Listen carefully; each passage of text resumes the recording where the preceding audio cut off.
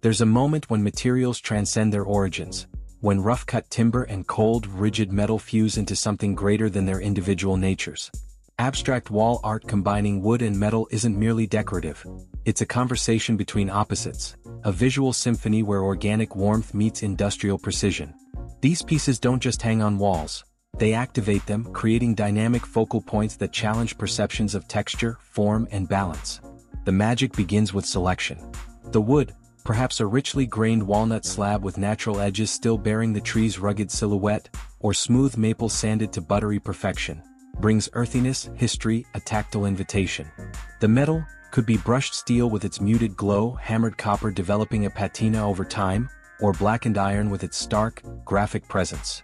Introduces contrast, modernity, an edge of unpredictability.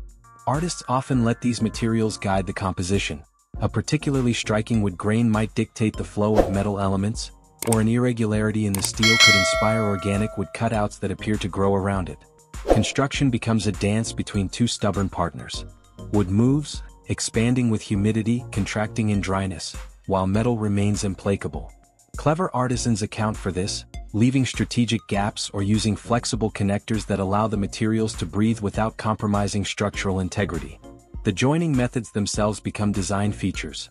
Visible bolts with oversized heads that make an industrial statement, or nearly invisible adhesives that create the illusion of elements floating in tension.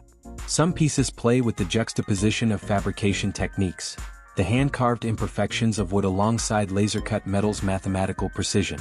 Texture is where these works truly come alive. Run your fingers across one, and the best pieces beg to be touched, and you'll encounter a universe of sensations. The feather-soft end grain of sanded oak, the chilly smoothness of polished steel, perhaps a sudden transition to rough-forged iron with its pitted surface catching the light. Artists often enhance these contrasts, burning portions of wood to charcoal black crispness against gleaming metal, or allowing oxidation to bloom across copper panels adjacent to wood preserved in its most natural state. The shadows these textures cast become part of the composition, changing throughout the day as sunlight angles shift. Color in wood and metal wall art operates on multiple levels. There's the inherent palette, the honey tones of ash, the graphite grays of weathered steel, but also the intentional interventions. Acid treatments that streak metal with vibrant blues and greens, translucent stains that allow wood grain to glow through colored filters, or strategic use of negative space where the wall itself becomes part of the color story. The most sophisticated pieces consider how these hues will age. Untreated copper will gradually develop a verdigris patina that changes the entire piece's character, while certain wood finishes will amber over decades, softening the contrast with adjacent metals. Scale and proportion take on heightened importance in abstract wall compositions. A massive installation might feature a single dramatic wood element balanced by an intricate metal network, creating visual equilibrium through contrast rather than symmetry. Smaller pieces often rely on dense detail, perhaps dozens of metal shards embedded in wood like some futuristic fossil record. The thickness of materials plays a crucial role too. A paper-thin steel veneer laminated onto thick wood creates startling depth illusions, while chunky timber slabs paired with delicate metal filigree play with perceptions of weight and substance. The abstract nature of these works liberates them from literal interpretation, yet many carry subtle narratives. A piece might suggest celestial mapping with metal orbs drifting across wood grain that resembles swirling galaxies. Another could evoke architectural fragments, with geometric metal forms that seem both ancient and futuristic emerging from distressed timber.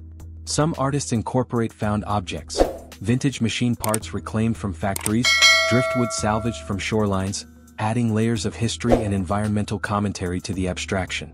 Light interaction transforms these pieces throughout the day. Morning sun might set a copper inlay ablaze against muted wood, while evening's oblique angles could reveal hidden dimensionality in layered constructions. Clever artists design with illumination in mind, creating hidden gaps where backlighting can glow through, or polishing metal elements to specific angles that catch and throw light in predictable patterns. Some contemporary pieces incorporate LED elements subtly woven into the composition, allowing the artwork to literally change its appearance at the flip of a switch. The emotional resonance of wood and metal wall art stems from its fundamental duality. There's tension in these combinations, the organic versus the manufactured, the timeless versus the contemporary, but also profound harmony. They appeal to our simultaneous longing for nature's authenticity and technology's precision, offering both in a single compelling statement. A well-executed piece can make a stark modern interior feel warmer, or ground a traditional space with contemporary edge. Installation considerations elevate these works beyond mere objects. Floating mounts create the illusion that heavy pieces are weightless, while deeply shadowed recessed placements give the art museum-like presence. Some designs incorporate the hanging hardware into the aesthetic, perhaps leather straps that bridge wood and metal elements, or slender steel cables that become part of the visual rhythm. Site-specific commissions take this further, with artists designing works that respond to architectural details, light conditions, and even the movement of people through a space. The creative process behind these works often blends ancient craftsmanship with cutting-edge technology. A sculptor might hand-carve wood elements using centuries-old techniques, then employ water-jet cutting to shape metal components with digital precision. The finishing processes can be equally diverse. Japanese show sugi band charring for the wood alongside electrolytic patination for the metal. This fusion of old and new mirrors the material combination itself, creating artworks that feel simultaneously timeless and of the moment. Collectors of abstract wood and metal wall art often describe an almost magnetic attraction to particular pieces, a sense that the composition speaks to them on a level beyond aesthetics. There's intellectual satisfaction in parsing how materials interact, but also visceral pleasure in the textures and contrasts. These works don't fade into the background. They assert themselves, transforming blank walls into dynamic planes that energize entire rooms. Whether minimalist or maximalist, subtle or bold, the best wood and metal abstract wall art achieves that rare alchemy. It becomes more than the sum of its parts, more than decoration, more even than art. It becomes an environment, an experience, a daily source of inspiration and discovery. The kitchen. In our age of algorithmic decor and flat-pack furniture, where homes increasingly resemble showrooms for the same mass-produced pieces, there emerges a quiet revolution. Objects that bear the marks of human hands, the whispers of material conversations, and the weight of intentional creation.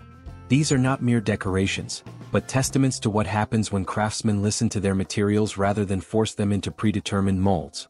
The magic begins in the dialogue between maker and medium. A woodworker runs calloused fingers along a rough plank, feeling for the story in its grain. A metalsmith studies the way light plays across an unfinished surface, imagining how it might catch the morning sun. There's no rushing this courtship. The materials dictate their own timelines, their own boundaries. What emerges from this patient negotiation are pieces that don't just occupy space, but transform it.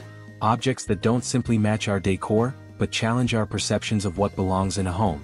Consider the alchemy of unexpected material marriages, the warmth of centuries-old walnut cradling cool, polished steel, the organic irregularity of live-edge maple meeting the precise angles of hand-forged iron, the soft glow of oil-rubbed oak playing against the industrial honesty of raw brass. These combinations work because they honor each material's essential nature while creating something neither could achieve alone.